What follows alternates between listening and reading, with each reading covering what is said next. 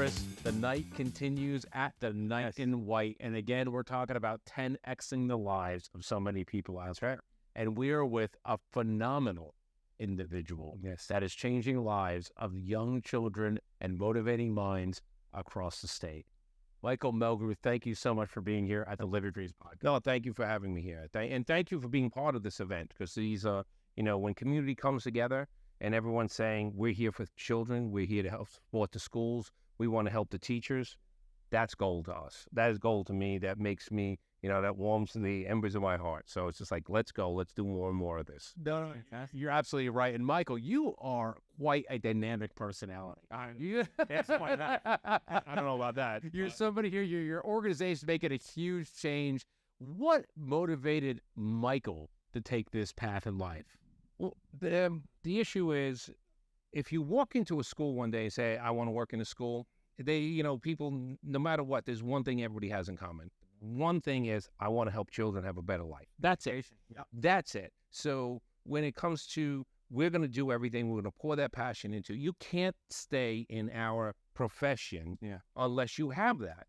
And despite all of the challenges that teachers face, the school staffs face, craziness, why is education so political? I have no idea. People are trying to help kids. Why is education so political? And then why do you make it about all of this? We call it the silliness, because once we're in that classroom, it's about, all right, all my students are different. I know I have to make sure it works for all my students, and let's move forward. And that's what it's about. So it's about what you guys are talking about. Let's make every child's life a great life. And this is your third Night in White, right? I believe. Yes. That's fantastic. Yeah. Unfortunately, I got home. I was in the city all day in different schools. I got here, back to Staten Island, and I called my wife. I said, "Where's my white?" She goes, "It's at the dry cleaner." She says, "You have enough shirts." So, but it's always a plus, because eating food around white is always interesting. I feel like we're out on eggshells. But again, what the Grant Cardone Foundation, the Night in White, George Christo, all the sponsors involved, and Michael, your organization is a very proud sponsor of this Night in White event. We'd love to hear more about your entire organization, because without your support, this night wouldn't happen. Look, we're a teachers union. Let's keep it simple. We happen to be the largest union local in the entire country. We have 200,000 members. Yeah. But for us, it's always about, how do we use our power to work to make our profession a better place. And sadly, we've had to do a lot of politics. I did not get into teaching to be in politics. Yes. Nobody does. Yeah. But all right, it's a reality. We have to deal with it. We go for it. But when you see foundations like you have here, they're doing financial literacy. It's not for profit. We'll give you this stuff for free. When you see people like that, it's just like, all right, let's get to work. And because it's all coming from a passionate place to help kids, and you can't bottle that. You can't turn it into something else. You can't buy it. When that passion comes out, you're just like, let's go. So right now, we're going to do a lot more work. We really like the financial literacy stuff they're doing, which is great. Should have been taught always. Yeah, it was being taught. We had non-for-profits years ago, and then everyone came into the space and tried to sell stuff to everyone. And they're doing it for themselves, and it's not the same. So when you talk to Grant and people they're like, this is the way to go. Yeah. Michael, for young teachers that are thinking about getting into that craft, right? You talked about the politics of teaching. You hear about that for a lot of young teachers, 22, 23. They get involved and they get disheartened very quickly, and they may leave the field without motivating and changing young minds. What advice would you give those teachers to get past that first hump when they first see, you know what, there's more to this than just changing minds. You have to get through that political kind of gauntlet. Yeah, that first year teaching is a bear. It's a bear. So I was a construction worker before that. So I'm an English teacher and a special education teacher. I said, oh, this is going to be a breeze. My first year, I was just, by week 4, I'm like on my butt on Friday afternoon. I'm like, I'm exhausted. I can't believe what's going on, and the stress and everything else. And it was like, really, what at this point, it's teachers working with teachers. Sure. That's what makes a difference. And then you will get those moments. What I tell to all young people trying to get it, you will have those moments. You will get those special moments when you changed a child's life that day in the middle of a lesson. You'll also realize that every day you plan to teach something, and it won't work out the way you plan it. But that's the skill set. You have to learn how to, do that. But that's by working with other teachers.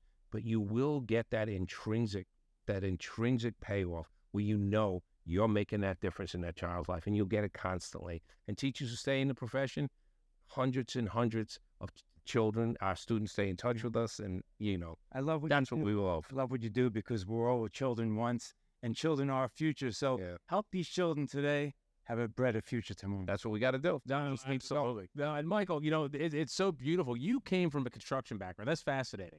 Was there a teacher? Was there something that motivated you to say, you know what, I want to get out of that kind of grind and change the lives of children? That's a fascinating story. It really became because at that point in time, when I was in second grade, I was having trouble reading, which I'm dyslexic.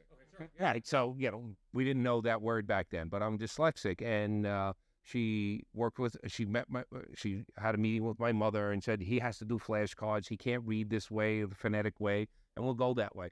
And she taught me to have a love of reading. Once I started reading, I wanted to make money. I like to work with my hands, but there's something in the DNA. Yeah. That's what it comes down to. There's something in your DNA that says, I really want to work with kids and help them have a better life. It's fantastic. Every time you mention helping children, you can see your eyes actually light up. They didn't really. This is what it's all about, people. Really. You have no idea what that's like in a classroom, whether you're, no matter what your approach is, when those students know, and they know, you can never lie to students. They know whether you care about them or not, and they know, and you just see it. You see that light in their eyes, and you're like, yeah, this is what I'm doing. No, you're 100% right, because I had a teacher that one kind of gave me that same kind of feedback one time, and it changed you. Like, this person cares, they're going to help, they're going to be there, and you really start to focus in, and that makes a huge difference. It's beautiful seeing your eyes, and really, you could tell how much you care. Well, thank you. I appreciate it. And let's just keep doing these things where people work in community. Forget about all the noise from outside, everyone. Just talk. It's about community, working together to take care of the children, because that's where it's got to be. Michael, how do you leave it any other way but that? You are an incredible individual for supporting, again, this fantastic Night in White event, the Grant Cardone Foundation, so many great sponsors involved. Michael, you are a fantastic individual for coming on the show. Again, we'd love to have you on another time. We love this. This is fantastic. Everything you're doing is something so special here at the Blue Pearl. Thank the UFT for us as well. They're really one of the biggest sponsors, too. They are the union. It's the best union in the world. I don't care what anyone says. Our teachers are always out there willing to give and fight or take care of or protect. That's what they were willing to do. For our listeners, Michael, can you tell us a little bit about that union, the full, not the acronym, but exactly what the full organization is? It's the United Federation of Teachers of New York City. Okay. 200,000 members. Wow. It's the people who have could you imagine getting 200,000 people together who say, I want to change the world by helping children? Yeah. That's the power, man. That's everything you said. Every day you're around, it must feel phenomenal. I mean, these are the people changing the world. City politics, state politics, federal politics, and we don't care who's coming at us because we know our motivation is pure. 100%. Now, Michael, for our listeners that want to support your union, is there a place they can go, look this up, websites? Can they do it? Yeah, we have a UFT.org website. Everybody can come on, and people want to work with us. People have ideas. People want to bring things to us. We are always open. We're willing to try to help people get to making a difference in children's lives. We do more professional development and training of teachers. We do more support of teachers than any entity in our state. The Teachers Union in New York City does that. That's fantastic. So that's where we go. Michael, this is beautiful. Everything you guys are doing is something so special on a night that's all about giving back. That's right. September 19th, the Night in White at the Blue Pearl. Thank you so much for coming on the Live Your Dreams podcast. Appreciate it. Can't wait to talk more. Thank you guys for next week.